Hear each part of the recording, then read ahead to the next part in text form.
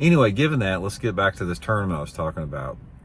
That other tournament that I was leading at Guntersville, that was a Bassmaster Top 150 tournament. This was an FLW tournament that I was fishing on Lake Guntersville. I believe it was sometime in the early 2000s. It was after 2000, between 2000 and 2004, something like that, or maybe 2005.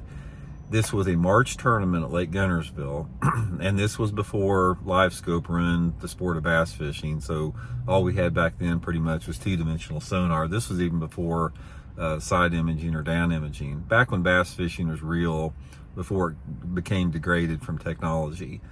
So anyway, I was the grass on Guntersville at that time, it was a pre-spawn situation, and a lot of the grass on those big flats were growing about, I don't know, anywhere between 2 to 3 feet off the bottom. So, I love fishing that type of water at Guntersville. I love fishing grass flats there, and most of the time I've had my best success there with a jerkbait.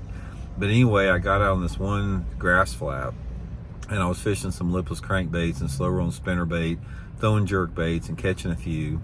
And about that time, I picked up that Megabass Flap Slap. You guys have heard me talking about it before. It looks just like a threadfin shad. I'll link it in the description, my Tackle Warehouse link in the description of this video if you guys would like to pick one up there after you hear this story. But anyway, I put that flap slap on. This was the last day of practice. And on this flat, I was picking up one or two, like on the jerkbait and the lipless crankbait, about every, 100 yards. And I put that flap slap on.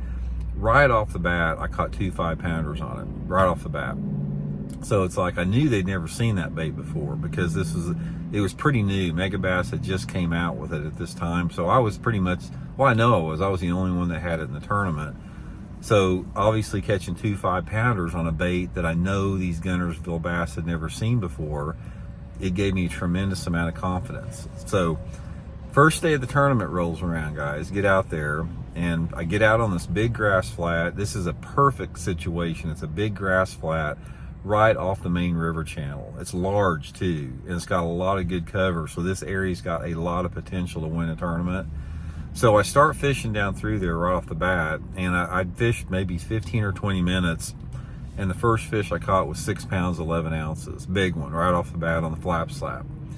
Gave me tremendous amount of confidence in it. And guys, to make a long story short, over the course of the rest of the day, I had 8 more bites. 8 more bites. Every single one of them was the same size as that 6'11" that I caught. With it, 5 to 8 pounders. Every one of them, all big ones.